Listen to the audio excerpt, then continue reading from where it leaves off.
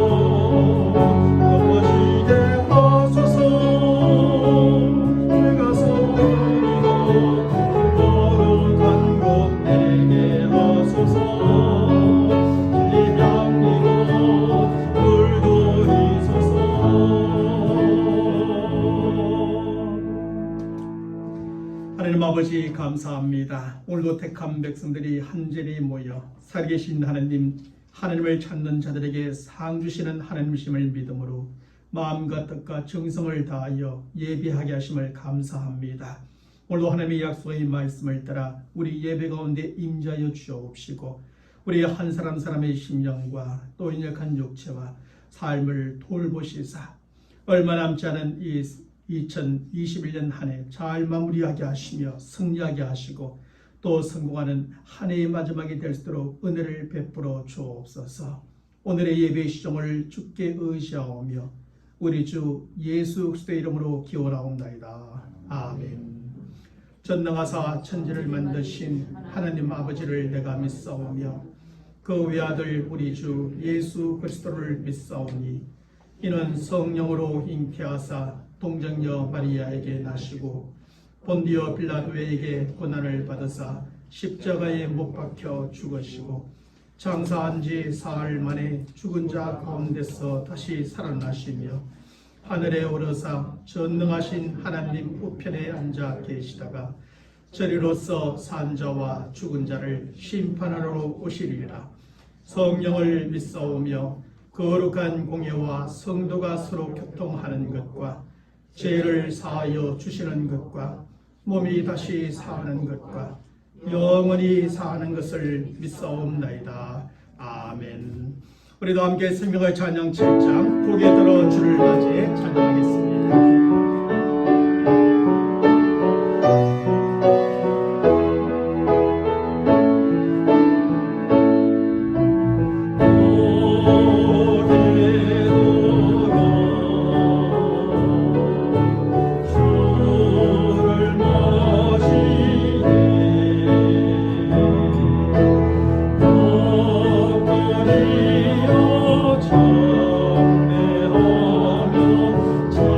참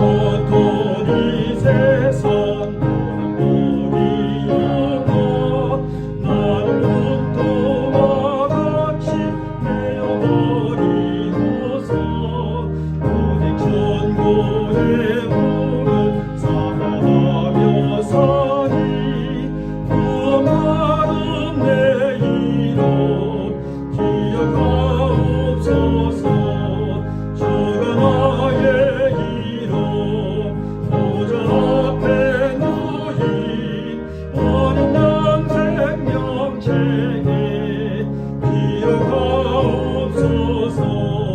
주의 몸의 피로써 되시소서.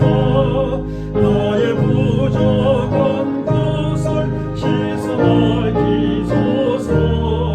인보다 더 희게 되시소서니 구원받은 내 이름 기록하옵소서. 주가 나의 이름 보좌 앞에 놓인 어린 양 생명책에 기록하옵소서. 죄가 하나도 없고 아무 병도 없는 여다롭고도 밝은 천국 올라가서 주와 함께 그곳에 길이 살겠으니 이런 소망의 삶을 찾는 행복이라. 주가 나의 이름 보좌 앞에 놓인 어린 양 생명책에 기록하옵소서. 주가 나의 이름 주가 나의 이름 보좌 앞에 놓인 어린 양 생명책에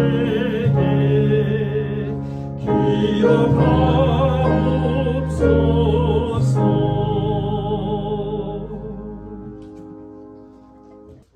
오늘 하나님의 말씀은 창세기 19장 30절에서 38절까지 말씀을 제가 여러분들에게 봉독해 드리겠습니다. 롯이 소알에 거주하기를 두려워하여 두 딸과 함께 소알에서 나와 산에 올라가 거주하되 그 두 딸과 함께 굴에 거주하였더니 큰딸이 작은딸에게 이르되 우리 아버지는 늙으셨고 온 세상의 도리를 따라 우리의 배필될 사람이 이 땅에는 없으니 우리가 우리 아버지에게 술을 마시게 하고 동침하여 우리 아버지로 말미암아 후손을 이어가자 하고 그 밤에 그들이 아버지에게 술을 마시게 하고 큰딸이 들어가서 그 아버지와 동침하니라. 그러나 아버지는 그 딸이 눕고 일어나는 것을 깨닫지 못하였더라. 이튿날 큰딸이 작은딸에게 이르되 어젯밤에는 내가 우리 아버지와 동침하였으니 오늘 밤에도 우리가 아버지에게 술을 마시게 하고 내가 들어가 동침하고 우리가 아버지로 말미암아 후손을 이어가자 하고 그 밤에도 그들이 아버지에게 술을 마시게 하고 작은딸이 일어나 아버지와 동침하니라. 그러나 아버지는 그 딸이 눕고 일어나는 것을 깨닫지 못하였더라. 롯의 두 딸이 아버지로 말미암아 임신하고 큰딸은 아들을 낳아 이름을 모압이라 하였으니 오늘날 모압의 조상이요 작은 딸도 아들을 낳아 이름을 베남미라 하였으니 오늘날 암몬 자손의 조상이 없더라. 아멘. 사랑하는 성도 여러분, 우리의 구원에는 적각성과 함께 점진성이 있습니다. 우리가 예수 그리스도를 구세주와 주님으로 믿고 영접할 때 우리는 성령의 역사하심으로 적각 구원을 받게 되는 것이지요. 우리의 이름이 적각 하나님 나라의 생명책에 기록되어지는 것입니다. 우리는 적각 하나님의 백성이요 하나님의 자녀가 되어지는 것이지요. 그래서 이것을 구원의 적각성이라 그렇게 말을 합니다. 하지만 우리의 구원은 이것으로 끝난 것이 결코 아닌 것입니다. 우리의 구원은 그 완성에 이르기까지 조금씩 계속하여 이루어져 가고 세워져 가는 것입니다. 그래서 이것을 구원의 점진성이라 조금씩 이루어져 가고 세워가는 점진성이라 그렇게 말을 합니다. 성경은 이런 사실에 대하여 빌립보서 2장 12절의 말씀에서 이렇게 기록해 주고 있습니다. 그러므로 나의 사랑하는 자들아 너희가 나 있을 때뿐만 아니라 지금 더욱 나 없을 때에도 항상 복종하여 두렵고 떨림으로 너희 구원을 이루라고 말입니다. 그리고 이렇게 항상 복종하여 두렵고 떨림으로 우리의 구원을 이루어가는 과정을 바로 성화의 과정이라 그렇게 말합니다. 다시 말하면 우리의 몸과 마음과 영혼이 우리가 하나님 앞에 가거나 예수 그리스도께서 오실 그날까지 계속하여 거룩하게 되어가는 가정 가운데 있다는 것입니다. 사실 1990년대 이전까지만 해도 한국교회는 구원의 즉각성만을 강조해 왔습니다. 우리가 예수를 믿고 영접하면 구원을 받게 된다는 사실만을 설교하고 가르치며 전파하고 강조하였던 것입니다. 그리고 그 결과로 예수를 믿고 영접함으로 구원받는 사람들이 참으로 많아졌던 시기이지요. 하지만 그것만으로 마치 구원의 완성이 이런 것처럼 생각하고 자기 마음대로 살아가는 성도들이 또한 많아지고 말았습니다. 따라서 성도의 삶 속에는 구원에 합당한 삶의 모습이 따르지 않았고 구원과 삶, 믿음과 행위는 항상 이분법적으로 나누어지고 말았습니다. 하지만 1990년대부터는 한국 교회 안에도 구원의 점진성 또한 강조하며 가르치기 시작했습니다. 다시 말하면 그때부터 구원받은 이후의 성도의 삶 또한 강조되기 시작하였다는 것입니다. 특별히 이 부분에 있어서 지대한 공헌을 하신 분이 바로 남북교회의 박영선 목사님이라 말할 수 있을 겁니다. 박영선 목사님은 설교나 강의 그리고 책을 통해서 우리 성도들의 구원뿐 아니라 구원 이후의 삶에 대해서 특별히 강조해 주었던 것입니다. 그래서 많은 사람들이 그분의 설교나 강의에 공감을 하며 또 그 당시 그분이 그렇게 많은 사람들에게 알려지게 되었던 것이죠. 우리나라에서 이번만큼 구원 이후의 삶에 대하여 쉽게 그리고 재미있고 명쾌하게 잘 설명해 주는 분도 없을 것입니다. 이제는 이분에게서 더 이상 듣긴 어렵고 그분이 설교하여 기록한 책들을 통하여 그분의 이러한 가르침을 받을 수 있게 되는데 구원 그 이후라든지 성화의 길, 구원의 그의 즉각성과 점진성, 구원의 완성이라는 이런 책들을 통하여 그분이 가르쳤던 그 가르침을 배울 수가 있을 것입니다. 1990년 이전에는 구원의 즉각성만을 강조해서 예수 믿고 구원받으라고만 했습니다. 하지만 그 이후에는 구원받은 자들이 이제 어떻게 살아야 되는지 성화의 삶에 대해서 강조하면서 우리가 구원만 받고 이렇게 살아서는 안 된다는 사실을 그렇게 강조하며 가르치게 되었던 것이죠. 결국 우리의 구원과 그 이후의 삶에 있어서 구원은 짧은 한순간에 즉각적으로 이루어지는 것이고 그 이후의 삶은 오랜 시간에 걸쳐서 점진적으로 이루어지는 것임을 알 수가 있는 것입니다. 이처럼 구원의 즉각성과 점진성을 합쳐서 구원이라 그렇게 말을 합니다. 좁은 의미로는 예수를 믿고 영접하면 즉각 구원을 받았다 하고 하여 구원이라 말하지만 좀 더 넓은 의미로 보면 이 즉각성과 점진성을 합쳐 구원이라 말하는 것입니다. 다시 말하면 예수를 믿고 영접함으로 구원받은 성도들은 겨우 10년, 20년, 50년 정도가 아니라 평생 동안의 성화의 과정을 거쳐서 구원의 완성에 이르게 된다는 것입니다. 그러므로 예수 그리스도를 믿고 영접함으로 받게 되는 즉각적인 구원을 아직 받지 못한 사람들은 그 구원을 얻는 데 먼저 초점을 맞춘 신앙생활을 해야 되지요. 내가 예수 그리스도를 알고 그분을 믿고 영접하는 부분에 대해서 말입니다. 왜냐하면 그 구원을 받는 것이 그 무엇보다 중요하기 때문입니다. 예수의 생명이 우리 안에 있어야 계속하여 자라가고 계속하여 변화되어져 가고 계속하여 거룩하게 성화되어져 갈 수 있기 때문입니다. 하지만 그 구원을 이미 받은 성도들은 성화의 과정을 통해 받게 되는 점진적인 구원의 초점을 맞춘 신앙생활을 해야 하는 것이죠. 다시 말하면 이제는 이미 이루어진 구원의 초점을 맞추지 말고 계속하여 이루어져 가야 할 구원의 초점을 맞춘 신앙생활을 해야 한다는 것입니다. 구원의 즉각성에는 우리가 어떻게 구원을 받을 수 있을까 하는 것이 질문의 핵심이었다면 구원의 점진성에서는 이제 우리가 어떻게 살아야 될 것인가에 질문에 초점이 있는 것입니다. 그리고 바로 우리는 이 부분에 있어서 승리하는 신앙이요 삶을 살아가는 성도들이 되어야 하는 것입니다. 사랑하는 성도 여러분, 하지만 우리는 오늘 본문의 말씀에서 구원 이후의 삶에 실패한 사람들의 모습을 발견하게 됩니다. 저들은 바로 롯과 그의 두 딸입니다.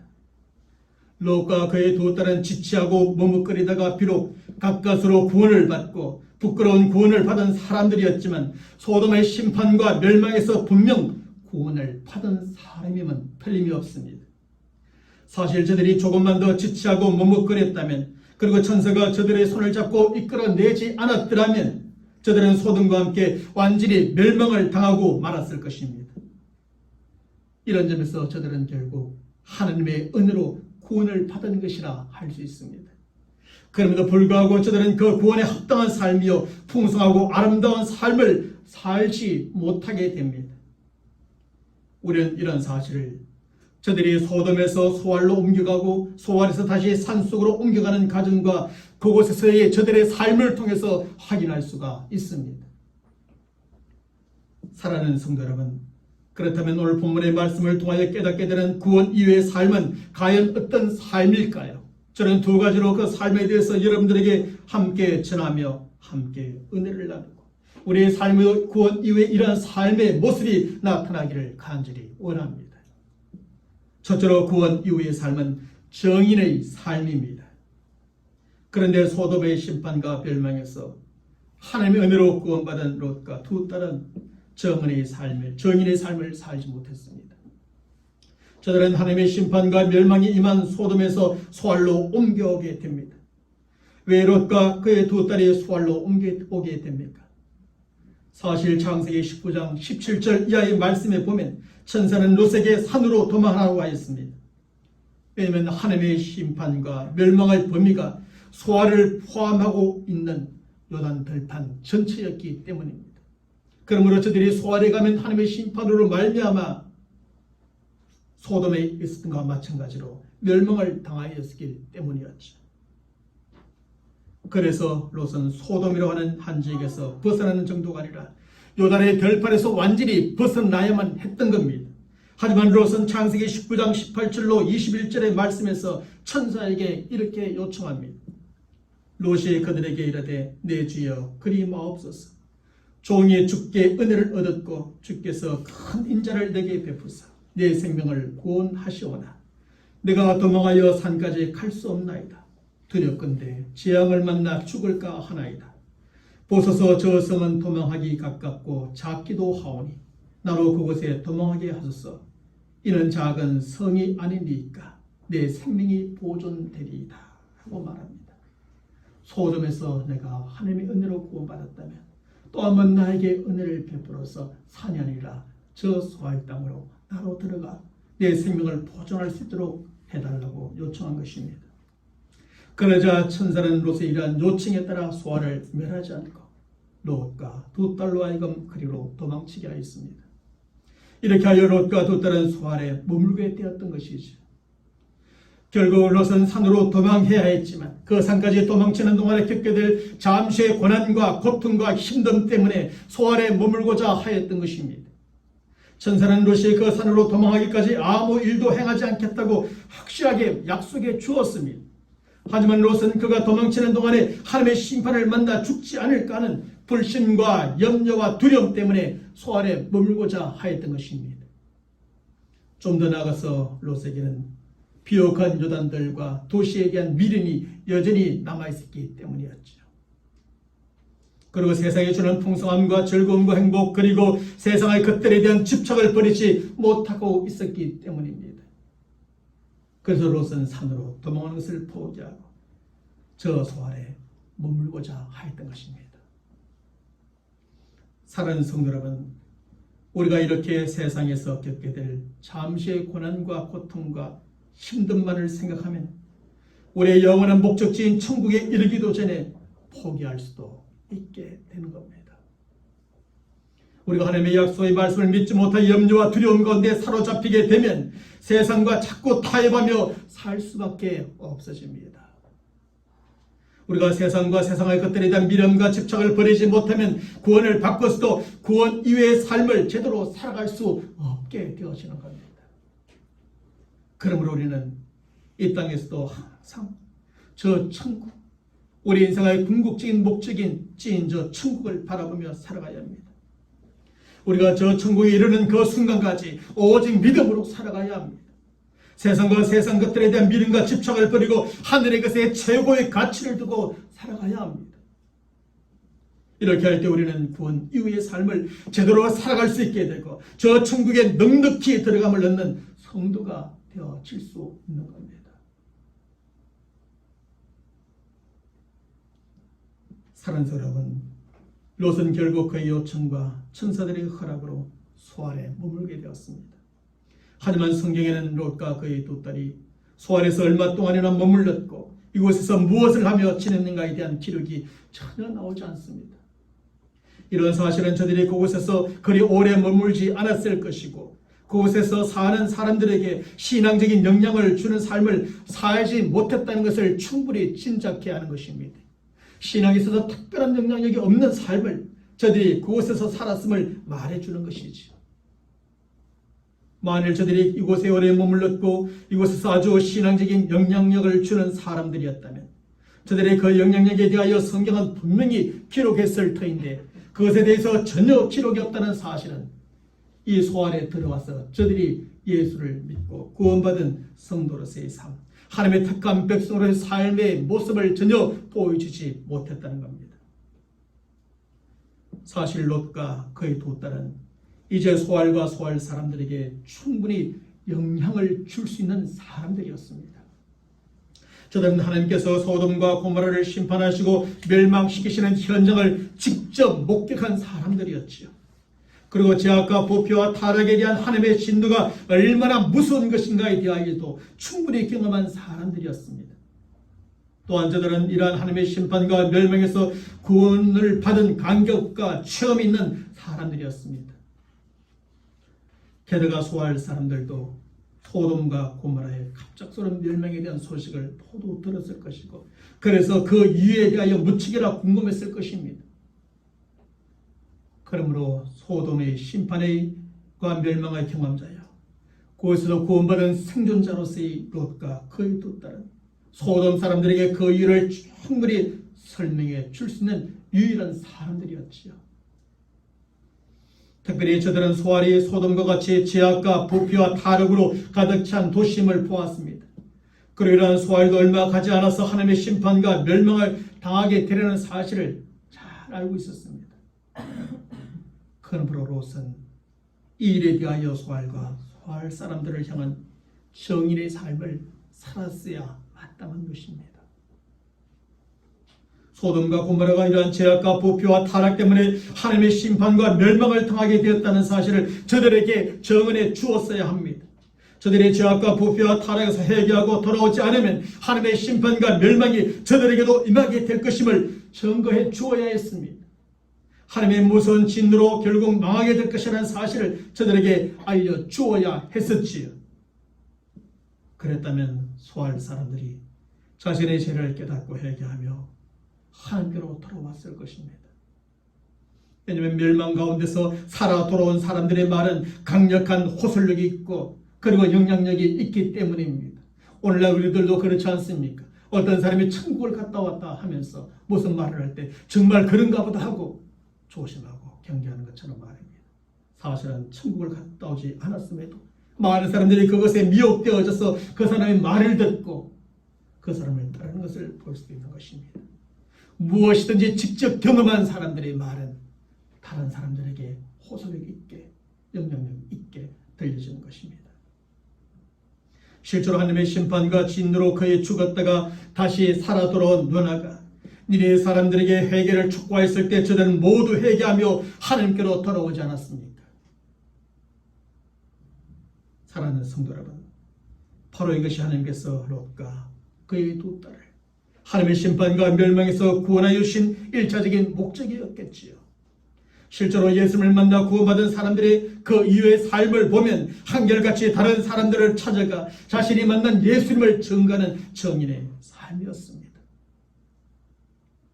예수님을 만난 난다리는 제일 먼저 그의 형제 베드로를 찾아가 예수님을 전하게 됩니다. 빌립도 예수님을 만나고 그의 친구 나다나엘을 찾아가서 예수님을 전하게 됩니다. 사마리아 성 한 여자도 예수님을 만난 후 물동이를 버려두고 동네로 달려가 사람들에게 예수님을 전하게 됩니다. 그리고 초대교회 성도들은 날마다 어디에 있든지 어디 가든지 누구에게든지 예수님은 그리스도라는 사실을 가르치고 전하는 삶을 살았습니다. 사실 우리도 처음 예수를 믿고 감격가 있을 때는 많은 사람들에게 예수 믿으라고, 예수를 믿어야 된다고 그렇게 전하고 가르치고 사람들을 건면하며 교회로 데려왔던 적이 있지요. 그러므로 하나님의 심판과 멸망에서 구원받은 것도 마땅히 이런 삶을 살았어야 했습니다. 소돔과 동일한 죄악과 타락과 부패로 간영했던 소알과 소알 사람들에게 그렇게 살아서는 안 된다고, 그렇게 살다가는 소돔과 소돔 사람들처럼 하나님의 심판을 받아 멸망하여 죽고 말 것이라고 전해 주어야 했습니다. 하지만 롯은 어떻게 하였습니까? 롯은 소알과 소알 사람들을 포기하고 그의 두 딸과 함께 그곳을 벗어나 산으로 도망치고 말았습니다. 소알에 들어가 보니 소돔과 똑같았던 겁니다. 사람들의 부패와 타락과 완악함들이 보였고 이곳에 있다가는 또 한 번 하나님의 심판을 받아 멸망을 당하게 되지는 않을까 두려워 다시 산으로 도망치고 말았습니다. 하나님께서는 저들을 포기하지 않으시고 저들에게 구원의 정인이 되리라고 롯과 그의 딸을 소알로 보내주었는데 저들은 그것을 피하여 산으로 도망치고 말았던 것입니다. 이렇게 하여 롯과 그의 딸들은 정인의 삶을 살 수 있는 기회를 포기하고 산으로 도망하게 된 것입니다. 사랑하는 성도 여러분, 하나님은 이 세상을 심판하실 때, 심판하시고 멸망시키실 때, 또 심판하실 때에도 멸망시키시더라도 그때까지는 결코 포기하지 않으시는 하나님입니다. 마지막 하나님의 심판과 멸망이 있기 전까지는 결코 하나님은 이 세상과 세상 사람들을 포기하지 않습니다. 그때까지는 한 사람이라도 더 구원하시기 위해 먼저 구원받은 우리들을 정인으로 보내고 또 보내시는 하나님이십니다. 그러므로 하나님께서 이 세상을 포기하시기 전까지는 우리도 결코 정인의 삶을 포기해서는 안 된다는 것입니다. 하나님께서 이 세상을 이제 심판하시고 멸망하시겠다고 선언하시기 전까지는 계속 이 땅에 머물며 정인의 삶을 살아가야 하는 것이 구원받은 우리 성도들의 정인의 삶입니다. 바로 이것이 하나님께서 저와 여러분들을 구원하여 주신 구원의 목적이요 구원받은 후에도 이렇게 세상에 머물며 살아가게 하시는 하나님의 목적입니다. 그러므로 우리가 이 세상에 머물며 살아가는 한 언제 어디서 누구를 만나든지 하나님의 그 목적에 따라가 예수님을 전하는 정인의 삶을 살아가는 그런 성도가 되시기를 간절히 축원합니다. 아직 예수를 믿고 영접하여 얻게 되는 즉각적인 구원조차도 받지 못한 사람들에게 예수님을 전함으로 믿고 영접하여 그 구원을 얻게 하는 일에 먼저 믿어 구원받은 우리들이 정인의 삶으로 헌신하기를 바랍니다. 둘째로 구원 이후의 삶은 구별된 삶입니다. 하지만 소돔의 심판과 멸망에서 하나님의 은혜로 구원받은 롯과 두 딸은 구별된 삶을 살지 못하게 됩니다. 먼저 롯과 두 딸의 요청으로 소알로 옮겨갔던 저들은 그곳에서 다시 얼마 지나지 않아 산속으로 옮겨갔습니다. 그러면 저들은 스스로 머물기를 원했던 소알에서 왜 다시 산속으로 옮겨갔을까요? 오늘 보면 30절의 말씀에서 성경은 그 이유에 대하여 이렇게 설명해 주고 있습니다. 우리 다 함께 30절의 말씀을 읽어보도록 하겠습니다. 롯이 소알에 거주하기를 두려워하여 두 딸과 함께 소알에서 나와 산에 올라가 거주하되 그 두 딸과 함께 굴에 거주하였더니 롯은 소알에서 그를 두려워하게 하는 것을 보았고 그것 때문에 그곳에서 나와 다시 산속으로 옮겨가게 되었던 겁니다. 그러면 롯이 소알에 거는 것을 두려워하게 하였고 그것을 떠나 산속으로 옮겨가게 하였던 것이 무엇일까요? 그것은 바로 죄악으로 간영한 소알과 부패하고 타락한 소알 사람들의 삶의 모습이었던 겁니다. 롯이 멀리서 소알을 보았을 때 그냥 작고 가까워서 그곳으로 도망하기만 하면 그곳에 머물며 안전하게 살 수 있을 것이라 생각을 했던 거지요. 하지만 소알에서 막상 들어와 보니 그게 아니었습니다. 소돔과 소알은 똑같은 도시였던 겁니다. 죄악으로 가난한 도시요, 부패하고 타락한 사람들로 가득 찬 그런 도시였던 겁니다. 그것을 보는 롯은 소알도 소돔과 고모라처럼 하나님의 심판과 진노 아래 멸망을 당하게 될 것이라는 생각을 하게 됩니다. 실제로 소알도 소돔과 고모라처럼 하나님께서 심판하시고 멸망시키고자 하셨던 그런 도시가 아니었습니까? 그만큼 소알도 죄악과 부패와 타락으로 가득 찬 그런 도시였던 겁니다. 그래서 롯은 여기에 계속 머물다가는 다시 한번 하나님의 심판과 진노의 멸망을 당하게 되려는 두려움 가운데 빠지게 되고, 그래서 저들은 깊은 산속으로 도망쳐 갔던 겁니다. 그리고 그곳에 있는 동굴에 가며 살았던 것이죠. 이곳은 최소한 부패하고 타락한 사람들이 없으니 하나님의 진노의 심판을 받지 않고 멸망을 당하지 않게 되리라 생각했던 겁니다. 사랑하는 여러분, 사실 하나님의 심판과 멸망에서 구원을 받은 롯과 그의 두 딸은 죄악된 세상과 부패하고 타락한 사람들을 피해 이곳 산으로 옮겨왔던 겁니다. 또 다른 하나님의 심판과 멸망을 피해 이곳 산으로 도망쳐 왔습니다. 그렇기에 저들은 이제 죄악된 세상과 부패하고 타락한 세상 사람들에게서 벗어났다고 생각했고, 더 이상 죄를 짓지 않고 평안한 삶을 살게 되리라 기대하였겠지요. 하지만 오늘 본문의 말씀에 보면 저들이 죄악된 세상과 세상 사람들에게서는 벗어났지만 세상과 세상 사람들의 죄의 영향력에서는 결코 벗어나지 못했습니다. 오늘 본문 31절의 말씀에서 성경은 롯의 두 딸이 세상의 도리를 쫓아 배필을 얻어보고 자손을 얻어보고자 하였음을 밝혀줍니다. 사실 그 당시에 저들이 옮겨온 산에는 롯 외에는 다른 남자는 아무도 없었습니다. 저들이 다른 남자들을 만날 기회가 두 딸에게는 거의 없었던 것이죠. 그것을 다 피하여 그곳에서 도망쳐 나왔으니까요.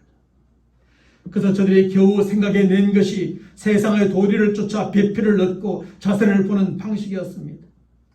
그것은 오늘 본문 32절의 말씀에서 우리가 우리 아버지에게 술을 마시고 동침하여 우리 아버지로 말미암아 인종을 전하자, 자손을 번성시키자라고 하는 것이었습니다.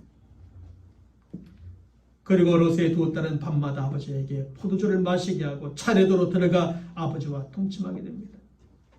그래도 저들에겐 일말의 양심이라도 있어서 맨정신으로는 도저히 할 수 없는 일이었으니 아버지에게 술을 실컷 마시게 한 다음 아버지가 낸 남자로 동침을 하게 된 겁니다. 그리고 두 딸은 함께 잉태하여 아들을 낳게 되지요. 하지만 저들이 낳은 두 아들은 롯의 아들이 아니요 롯의 손자도 아닌 괴물로 태어나게 됩니다. 육체적으로 보면 분명 사람의 모습이었지만 윤리적으로나 영적으로 보면 사람이 아니라 괴물과 같은 존재로 태어나게 됩니다. 실제로 비정상적인 관계 속에서 태어난 두 아들은 모압과 암몬 족속의 조상이 되지만 저는 하는 일마다 괴물 같은 일들을 하게 됩니다. 이 이후의 역사를 보면 역사적으로 모압과 암몬 족속은 사사건건 하나님을 대적하는 족속이 되고 하나님의 택한 백성들이 나아가는 길을 가로막고 방해하는 일들만은 하게 되어집니다. 모압과 암몬 족속이요.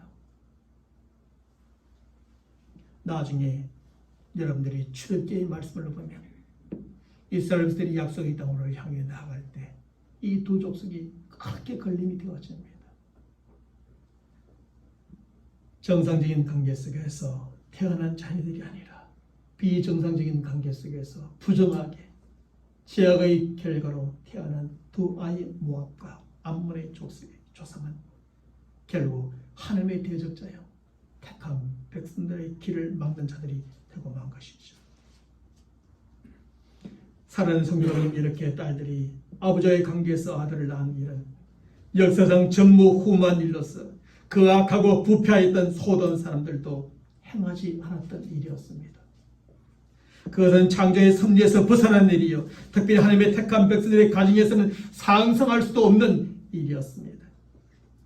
그럼에도 이렇게 기상천외한 생각과 역사상 전부 훈무한 일이 가능했던 것은 저들이 세상과 세상 사람들 속에서 살면서 알게 모르게 죄악된 생각과 부패와 타락한 행위의 영향을 받은 결과였던 겁니다. 결국 세상을 사랑하고 세상의 풍요로움과 즐거움과 행복을 쫓아가는 롯은 그의 모든 재산과 아내와 사이들 뿐 아니라 이렇게 두 딸까지 잃어버리게 됩니다. 게다가 그의 경건한 자손, 거룩한 혈통, 순전한 신앙의 전통까지 모두 다 잃어버리고 말지요. 그래서 그의 모든 혈통과 신앙, 그의 자손 가문은 하나님의 대적자의 편에 서고 하나님의 택한 백성들과 늘 싸우는 족속이 되어버립니다. 그것은 저들이 세상과 세상 사람들 속에서 구별된 삶을 살지 못했기 때문입니다. 비록 저들은 세상과 세상 사람들로 이렇게 살지만 우리는 하나님 나라의 택한 백성으로 어떻게 살아야 되는지 알지 못했고 구별 없이 살았던 삶의 결과였지요. 세상을 사랑하고 세상의 풍요로움과 즐거움과 행복을 쫓아간 사람의 삶이 이렇게 무서운 결과를 초래하게 된 것입니다. 왜냐하면 세상은 사람에게 바로 이러한 것들을 줄 뿐만 아니라 제약된 생각과 부패하고 타락한 행위까지 함께 주기 때문입니다. 그저 풍요로움과 즐거움과 행복만을 주는 것이 아니라 그것에 들어있는 아주 제약된 생각, 부패하고 타락한 행위까지 함께 먹여줍니다. 사과를 먹어도 독 있는 사과를 먹게 되는 거죠. 배를 먹어도 그 안에는 독 있는 배를 먹게 되는 겁니다. 그리고 사람이 세상과 세상 사람들에게서 벗어난다 하여도 이러한 것들에게서 결코 자유로워질 수가 없습니다. 한번 더러워진 것은 뭔가를 통해서 깨끗하게 씻어지기 전까지는 그것의 영향력 아래서 살아갈 수밖에 없습니다. 특별히 죄악의 본성은 사람의 영혼과 마음의 자리를 잡고 있기 때문이요, 소돔적인 생각도 사람의 머릿속에 여전히 남아있기 때문에 결코 거기에서 쉽게 벗어날 수가 없습니다. 그러므로 사람의 세상과 세상 사람들에게서 벗어난다고 죄를 짓지 않고 경건하며 거룩하게 그냥 살아칠 수 있는 것이 결코 아닌 것입니다. 죄는 소돔에서 소알로 가도 따라오고 소알에서 다시 산속으로 가도 따라오며 산속에서 깊은 동굴로 숨어 버려도 그곳까지 따라오는 것이 바로 죄인 것입니다. 죄는 이렇게 집요하고 무서운 독이 되어 사람의 영혼을, 마음을, 생각을, 삶을 그렇게 조금씩 죽여가게 됩니다. 그래서 바로 이러한 죄의 문제는 세상의 그 무엇으로도 그 어떤 방법으로도 결코 해결할 수가 없습니다. 오직 예수 그리스도의 피로 해결될 수 있는 겁니다. 예수 그리스도의 피로 흰 눈보다 더 정결하게 양털보다 더 희게 씻김을 받아야만 합니다. 그러므로 누구든지 예수 그리스도 앞에 나와야 합니다. 예수 그리스도 앞에 나올 때 그의 피와 성령의 과 말씀의 능력으로 그 영혼과 마음에 자리 잡고 있는 근본적인 죄의 문제가 해결되어지는 것입니다. 그리고 그 영혼과 마음에서부터 죄의 문제가 해결되면 생각 속에 자리 잡고 있는 죄가 조금씩 떠나가게 되지요. 삶 속에 드러나고 있는 부패하고 타락한 죄의 습관들도 조금씩 제거되어지기 시작하는 것입니다. 바로 이런 과정을 통해 모든 성도들은 경건하고 거룩하며 정결한 삶을 살아가는 성도들로 성화, 거룩하게 되어져가는 겁니다. 사랑하는 여러분, 예수 그리스도를 믿었다고 적과 구원을 받지만 하나님 나라의 백성이 되지만 하나님의 자녀가 되지만 그 삶이 생각이 처음부터 완전히 다 뒤집어지고 변화되는 건 아닙니다. 성화의 삶은 앞에서도 말씀드렸지만 20년, 30년, 평생 죽을 때까지 이루어지는 삶입니다. 그래서 예수를 믿어도 세상 사람들과 똑같은 생각, 세상 사람과 똑같은 행동을 하는 사람들이 많이 있기도 한 겁니다. 그러나 우리가 예수를 믿고 그의 피로 제심을 받은 이유, 하나님의 말씀을 따라 조금씩 해로워지고 변화되어지는 과정 속에 거룩한 삶을 살아가게 하는 것이죠. 정결한 삶을 살아가는 성도가 되어가는 것이죠. 예수의 형상과 삶을 닮아가는 성도들이 되어가는 것이죠. 그리고 세상과 세상 사람들과도 구별된 삶을 드디어 살 수 있게 되는 겁니다. 바로 이것이 성도의 구원 이후의 삶이요 성화의 과정이며, 이러한 과정을 거쳐 우리는 영혼의 구원의 완성에 이르는 성도가 되어집니다. 저도 아직 완성에 이르지 못했습니다. 여기 그 누구도, 장로님도, 아무리 좋은 신앙을 가진 권사님들도 구원의 완성에 이르지 못했습니다. 아직 멀었습니다.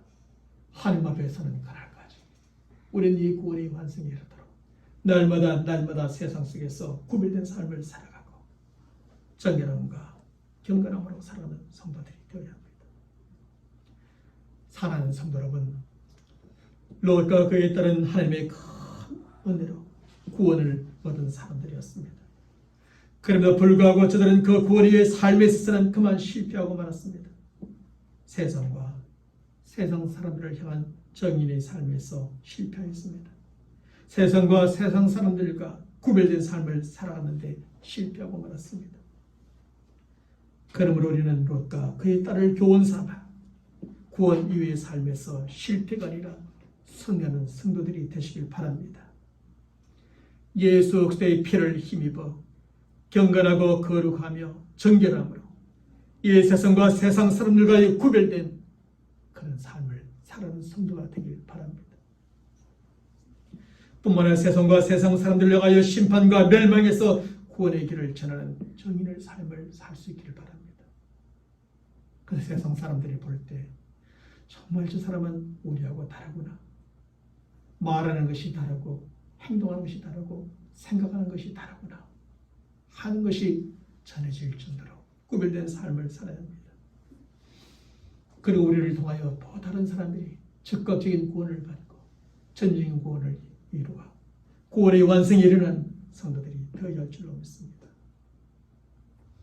우리 모두가 성화의 과정을 잘 거쳐 영원한 구원의 완성에 이르는 성도요, 하나님께 충성된 종이라 칭찬받는 성도가 되시기를 주님의 이름으로 간절히 축원합니다.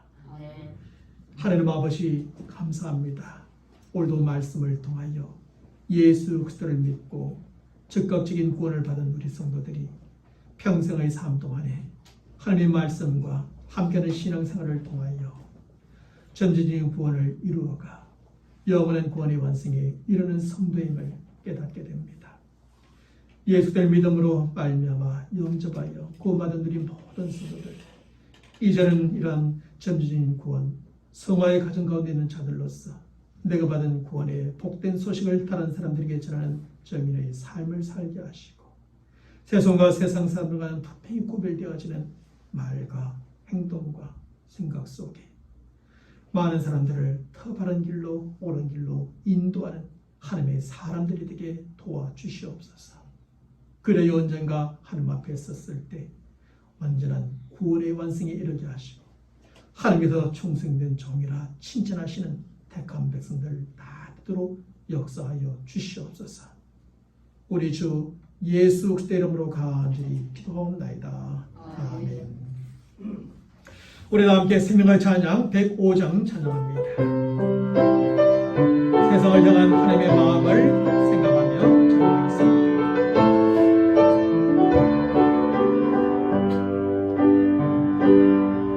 세상 모든 민족이 구원을 얻기까지